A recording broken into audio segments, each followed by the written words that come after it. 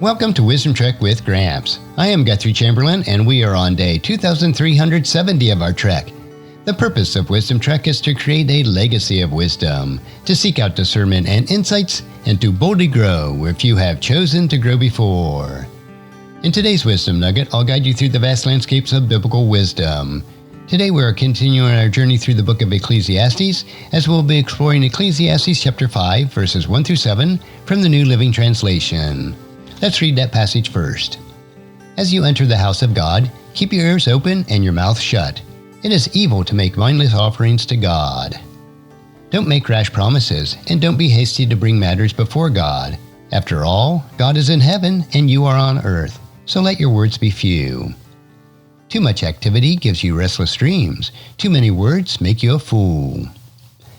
When you make a promise to God, don't delay in following through. For God takes no pleasure in fools. Keep all the promises you make to Him. It is better to say nothing than to make a promise and not keep it. Don't let your mouth make you sin. And don't defend yourself by telling the temple messenger that the promises you made were a mistake. That would make God angry, and He would wipe out everything that you achieved. Talk is cheap, like daydreams and other useless activities. Fear God instead. Solomon begins by offering guidance on worship. He advises that when we enter into the house of God, that we should keep our ears open and our mouth shut. It is evil to make mindless offerings to God. Solomon warns us about making rash promises and being hasty in bringing matters before God. He reminds us that God is in heaven and we are here on earth, so we should let our words be few. However, Solomon also emphasizes the importance of keeping the promises that we make to God. He advises not to delay on following through, as God takes no pleasure in fools. Solomon then highlights the value of silence. He says it is better to say nothing than to make a promise and not be able to keep it. Too much activity and too many words can lead to restlessness and foolishness. He warns us against letting our mouths make us sin and advises us against defending ourselves by telling the temple messengers that our promise was a mistake. Doing so would anger God and could result in losing everything that we have achieved. And Solomon concludes by reminding us that talk is cheap, like daydreams and other useless activities. Instead, we should fear God. And as we reflect on Solomon's words today, there are several key takeaways that we can glean.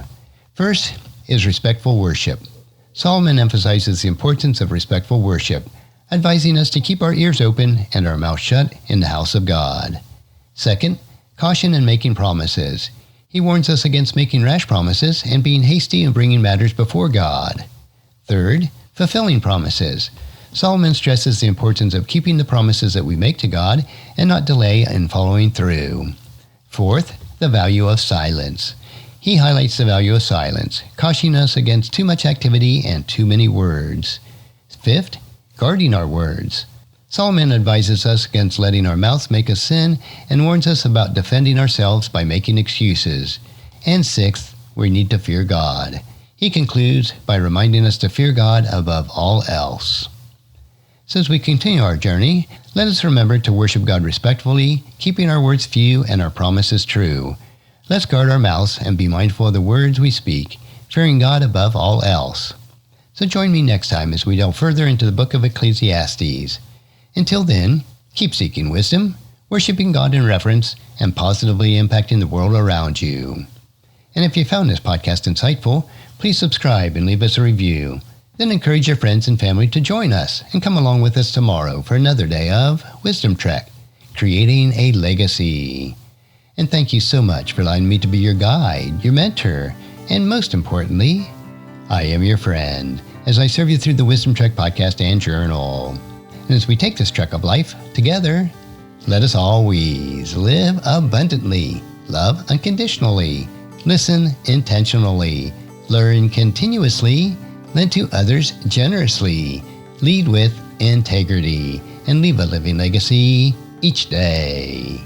I am Guthrie Chamberlain, reminding you to keep moving forward, enjoy your journey, and create a great day every day. See you next time for more daily wisdom.